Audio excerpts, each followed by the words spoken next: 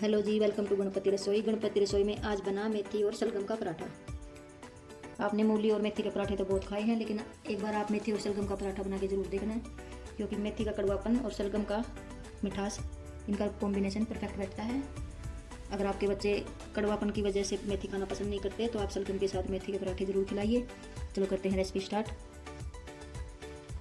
आज बनेगा winter special मेथी और शलगम का पराठा। ये देखो, इस तरह से हमने शलगम ले लिया है, इसको अच्छे से धो लिया है। अब इसका छिलका उतार लेते हैं। और मेथी को भी हमने धो के सुखा लिया है। सुखाना बहुत ज़रूरी है। यहाँ पर आपको 1 से 1.5 घंटे पहले मेथी को धो देना और फिर सुखा लेना। फिर इसको इस तरह से सुखाने के बाद बारीक बारीक काट लेंगे। बिल्कुल बारीक काट लेंगे मेथी को। मेथी काटने के बाद अब काट लेते हैं थोड़ा सा हरा धनिया। इसको भी बारीक बारीक चॉप कर लेंगे। इसके साथ ही काट लेंगे 2 हरी मिर्चें। मेथी, धनिया और मिर्च काटने के बाद अब हमने ले लिए हैं उबले हुए छोटे वाले आलू। 4 से 5 आलू ले लिए हैं। अगर आपके पास बड़े आलू हैं तो आप 1 ले लेना। जितनी क्वांटिटी में आप पराठे बनाना चाहते हो उस हिसाब से आलू को ले लेना। अगर आपको परफेक्ट पराठे बनाने हैं तो आपको एक टिप दूंगी। टिप नंबर 1 है, आलू ठंडे करने हैं, बहुत ज़्यादा ठंडे। जैसे उबाले और कम से कम 1 घंटा तक रख दीजिए। अगर आपके पास टाइम नहीं है तो फ्रीज कर लेना थोड़ी देर, लेकिन आलू को पानी में बिल्कुल मत डालना। टिप नंबर 2, आलू को इस तरह से कद्दूकस कर लेना। अगर हाथ से आलू को तोड़ेंगे तो उसमें थोड़ी बहुत गुठलियाँ रह जाती हैं और पराठे पकने के चांसेस होते हैं। इसलिए आपको परफेक्ट पराठे बनाने हैं तो आपको कद्दूकस करना होगा आलू को। इस तरह से कद्दूकस किए हुए आलू पूरी तरह से पराठे में कोने कोने तक फैलते हैं। बातें करते करते ये देखो, इसी तरह से हमने आलू को ग्रेट कर लिया। अब हमने आटा ले लिया है, लगभग 4 से 5 पराठों का आटा लिया है। इसमें डाल देंगे नमक स्वाद अनुसार। पराठे बनाते वक्त नमक थोड़ा सा ज़्यादा ही डालेंगे आटे में। आटा नमकीन होगा तो पराठे और भी टेस्टी बनेंगे। इसके साथ ही डाल देंगे थोड़ी सी अजवाइन। अब डाल देंगे बारीक कटी हुई मेथी और साथ में डाल देंगे बारीक कटा हुआ धनिया। अब इनको अच्छे से एक बार बिना पानी डाले इस तरह से मिक्स कर लेते हैं। इस तरह से मिक्स करने के बाद अब लेंगे गुनगुना पानी। गुनगुने पानी में आटा लगाएंगे तो नरम पराठा बनेगा। अब डाल देते हैं गुनगुना पानी थोड़ा थोड़ा करके। अब आटा लगा लेंगे सॉफ्ट। यहाँ पर आप दूध भी डाल सकते हो पानी की जगह। अगर आपको पराठे और भी टेस्टी बनाने हैं तो थोड़ा सा दूध डाल देना। दूध में आटा लगा लेना।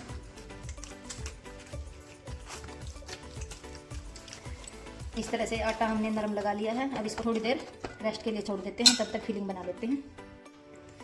अब ग्रेटेड किया हुआ आलू एक बाउल में डाल देंगे। इसके साथ ही डाल देंगे हरी मिर्चें और साथ में डाल देंगे बारीक कटा हुआ हरा धनिया। आलू को तो हमने ग्रेट कर लिया था, लेकिन प्याज हमने काटा नहीं था। अब काट लेते हैं प्याज। प्याज को भी बारीक बारीक काट लेंगे इस तरह से। ये देखो, मैं प्याज काट लिया, हरा धनिया काट लिया और साथ में ही हरी मिर्च को भी काट लिया। अब आती है बारी शलगम की। शलगम का छिलका उतार लिया। अब इसको भी कद्दूकस कर लेते हैं। शलगम की खास बात यह है कि मूली को तो निचोड़ना पड़ता है, लेकिन इसको निचोड़ना नहीं पड़ता। मूली ज़्यादा पानी छोड़ती है, लेकिन शलगम पानी नहीं छोड़ती। मूली थोड़ी सी तीखी होती है, शलगम मीठी होती है, इसलिए मेथी और शलगम का कॉम्बिनेशन एकदम परफेक्ट बैठता है। जैसे मेथी में थोड़ी सी कड़वाहट होती है और शलगम में मिठास होती है। आलू, हरा धनिया और हरी मिर्ची डालने के बाद अब डाल देते हैं इसमें लहसुन को। हमने बारीक बारीक काट लिया है। अब डाल देंगे इसमें लहसुन। साथ ही डाल देंगे बारीक कटा हुआ प्याज। अब डाल देते हैं मसाले। अब डालेंगे इसमें नमक, अमचूर पाउडर। अमचूर पाउडर इसमें ज़रूर डालना।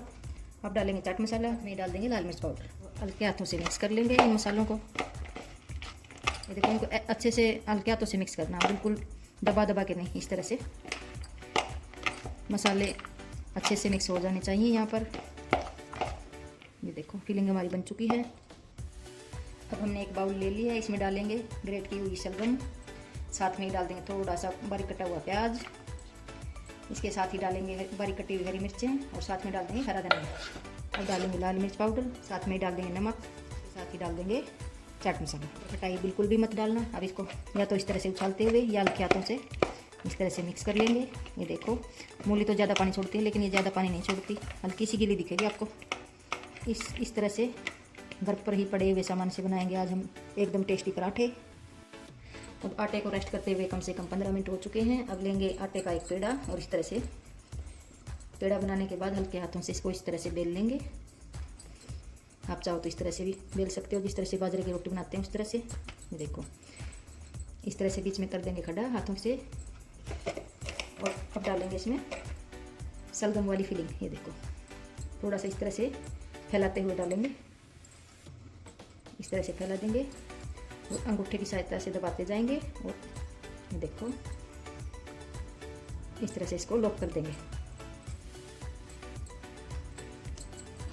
सूखा आटा लगाएंगे नीचे और बेल लेंगे हाथों से। एक बार हाथों से बेलने के बाद इसको बेलन से बेल लेंगे। इस ट्रिक से अगर आप पराठे बनाओगे तो बिल्कुल भी नहीं फटेंगे।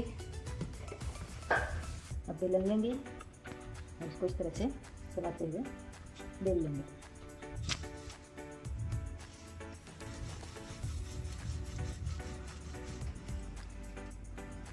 इसे सूखा आटा लगा देंगे ऊपर से।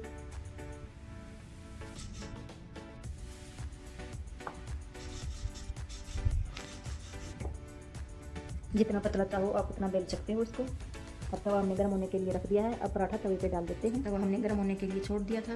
अब पराठा डाल देते हैं तवे के ऊपर। अब पराठा एक साइड से सिक चुका है, अब इसको पलट लेते हैं। ये देखो अब इसको दबाते हुए ऊपर से घी लगा देंगे। यहाँ पर आप बटर भी लगा सकते हो, ऑयल भी लगा सकते हो। इस तरह से घी को अच्छे से फैला देंगे। जैसे घी लगाएंगे एक बार फिर से पलट देंगे पराठे को। एक बार इस साइड घी लगा देते हैं।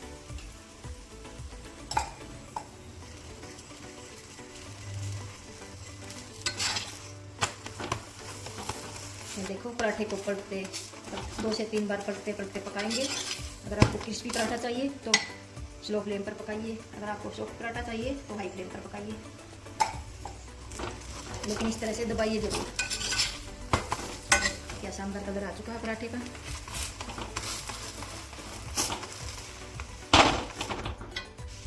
अब पराठा हमारा बन चुका है, इसको निकाल लेते हैं। अब इसी तरह से दूसरा पराठा तवे पे डाल देंगे। एक साइड से पराठा सिकने के बाद अब पलट लेते हैं। ये देखो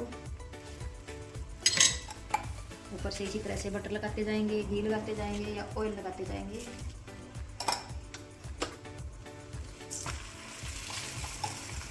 इस साइड भी घी लगा देते हैं।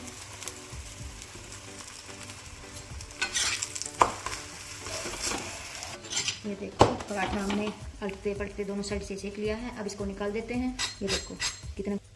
अब दूसरे वाला पराठा भी हमारा बन चुका है।